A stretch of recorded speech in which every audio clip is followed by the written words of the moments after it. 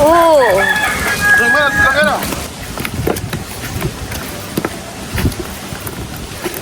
Yan po yung nahuli ni Bossing na isda. Isdang banak po.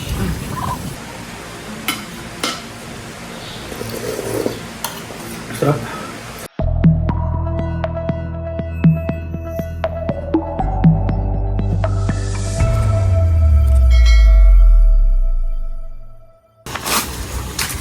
Ayan kami po ni Bossing ngayon na dito na sa palaisdaan.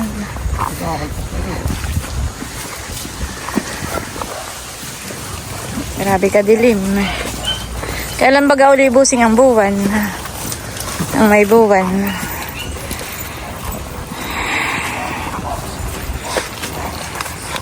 May banak pa sa lubo-lubo. Ha? Ha? May padyaw po. Malaki.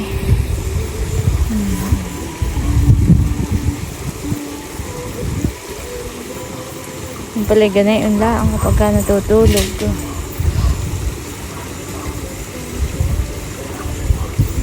Antayin ko po si Bossing.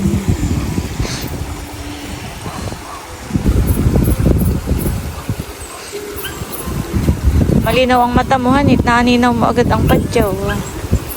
Mahuli na ito. Uy, lak. Mahuli mo kaya? Ay! Mahuli. Akin na, Bossing. Patingin ako. Patingin muna. Baka lumuntag. Oh, laki. Padyaw. Ayan po. Gayahin mo muna. Ibiyahin ko dapat dito yung mga padyaw talaga. Mga padyaw pala yung nasa tabi lang, eh. The next day. Wala naman, wala akong mukha. Titistingin lang daw po ni Bossing kung may huli.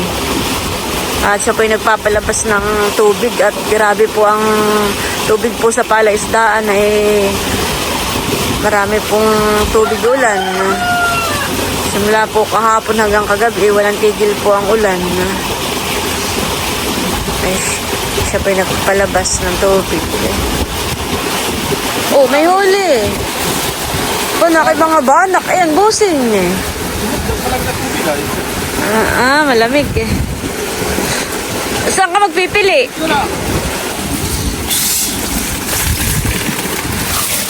Uy, nakay mga banak nga. Ayan, Bossing eh. Oh. Oh. Dito nadala pala yung aking monopod. Shhh! Anuhin na lang. Grabe, malalaki po ang banak. Ngayon, kung kailang Kung kailang... gawa ng malakas pa ako ng kagabi. Oh. Kaya sumunod yan. Ganayon. Pumpong, salbi.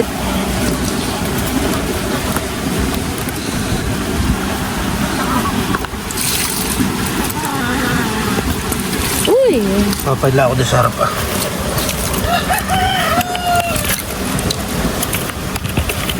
Sarap nito, kakaksil.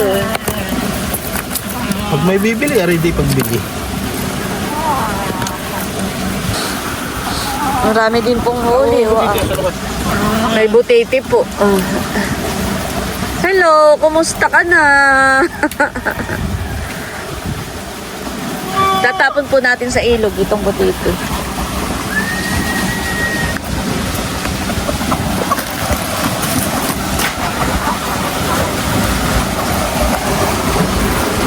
Okay, hahagis ko sa ilog ha. Doon ka muna.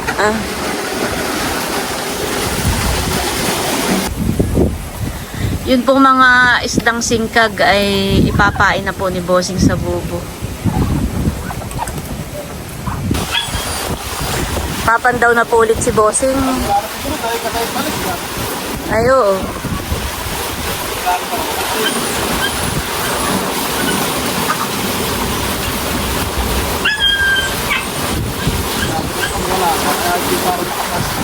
Bossing, Ha?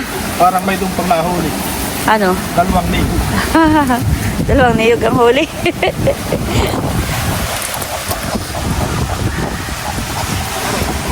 may tambong.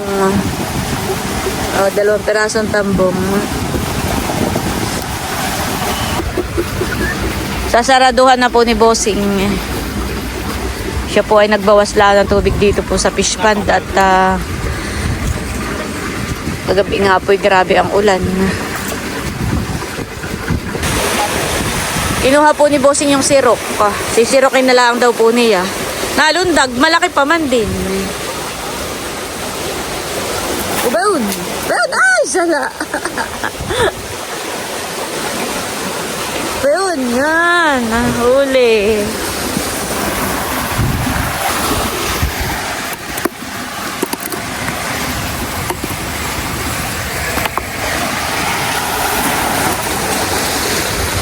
Meron pa?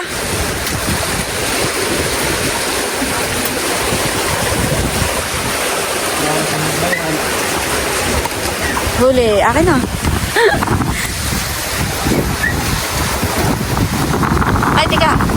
Padulas. Dalawa na.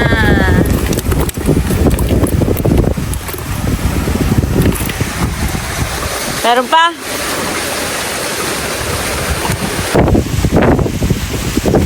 Wow.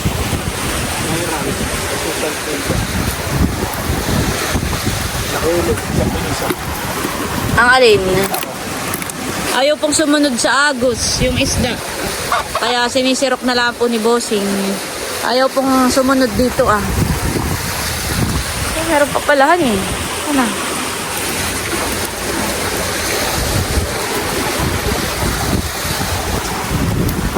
Pinain po ulit ni Bossing yung mga istang singkag. Ito po ito Kupain ko rin yung dalawang singkit. Ayun yung tambong. So, Tataktak po natin dito yung mga huling isda. Dito po yung ating hugasan.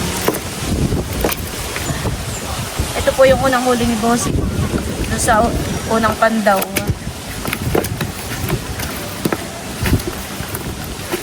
yan po yung gabi, hibas na. Hindi sumunod. Ngayon lang. Puro banak. Hugasan mo din ito.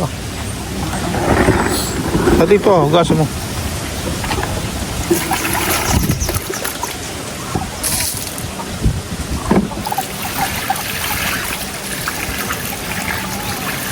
Sarap na ito yung sigangan eh. Ayan, at madilim pa rin po ang ating panahon. Dahil hanggang ngayon po'y mahangin pa rin. Dami po yung magdamag ang ulan. Tumila po lang ngayong mga anong oras na. Mga alas 7 na siguro. Mga ilang kilo kaya ito? Mga 2. Yan po yung nahuli ni Bossing na isda. Baka daw po ito ay mahigit 2 kilo. Isdang banak.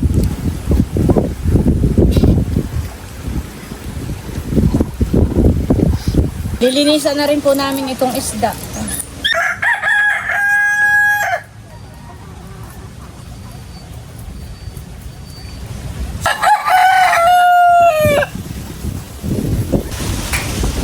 Grabe pa rin po ang hangin. Talagang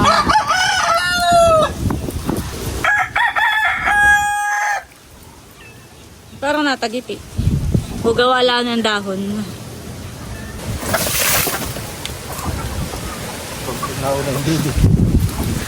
Doon po ni Bossing tinaktak yung mga may hasang, bituka. Ito naman po ay kakainin ng mga manok.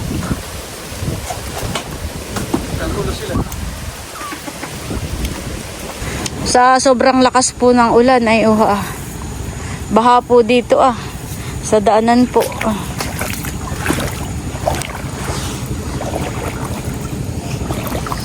Malalim ang tubig.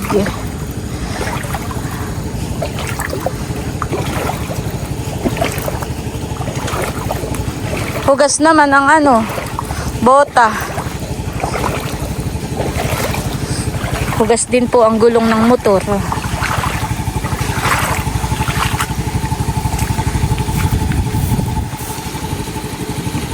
Namumulot muna po kami ng pilaway bago kami umuwi.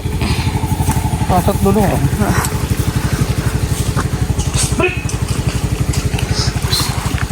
Nasunod yung mga tuta. Balik!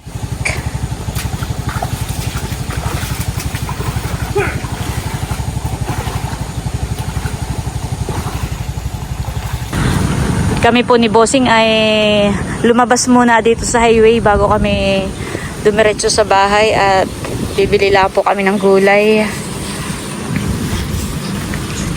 Kabay, 20 daw po isang ganito. Tapos po may okra. Magkano po sa okra? 20 rin daw po. Ito po yung sariling ani ninyo. 5 rin. 1, 2, 3, 4, 5. Okay. Oh. Saka ito pong upo. Dito na lang po asa-isa. At yan po ibibigay ko kay Tia ito kabay at okra. Ayan. Salamat. May okra, may Panggulay po. At ito na po yung mga isda na nahuli po ni Bossing. Babawas lang po ako ng lulutuin ko po ngayon para po sa almusal. Ito pong tambong ang lulutuin ko. Itong mga tambong. Tsaka ito pong banak. Saka ito po isasama ko na rin. Ayan, bali dito po sa kaserola ay meron na tayong inilagay na mga gulay. Itong kabay at saka po okra. Tapos meron na din po itong sili. Ayan. At lalagay na po natin itong isda. At ito po ay sabay-sabay ko ng pakukuluan. Para saktong naluluto po itong gulay ay kasabay na rin pong naluluto itong mga isda.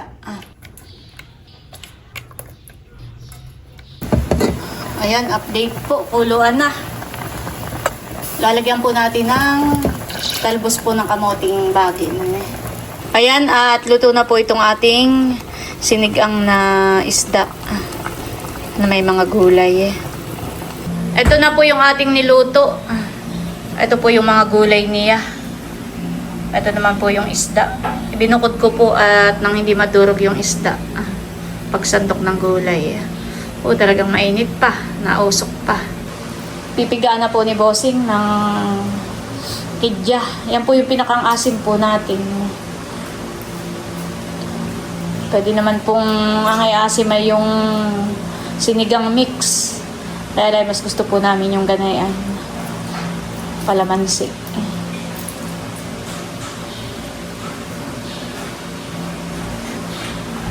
Maulan pa rin, Bossing, honey. Kaya na po tayo. Salamat po, Lord, sa lahat po ng mga blessings na nasa harapan namin. In Jesus' name, amen. Kaya po tayo.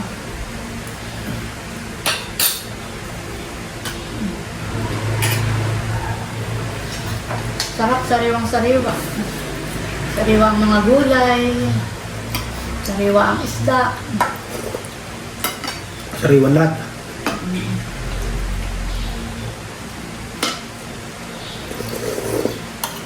Sarap. Kain po tayo.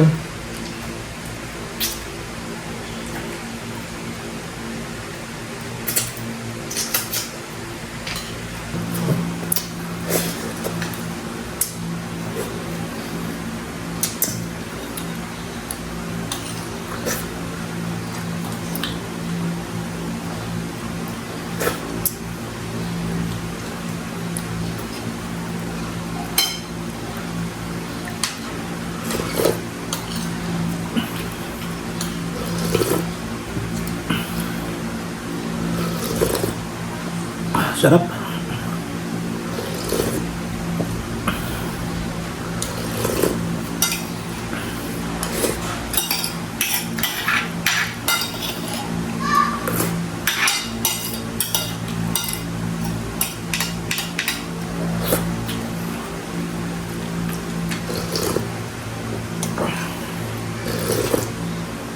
Solve na, tama na oh.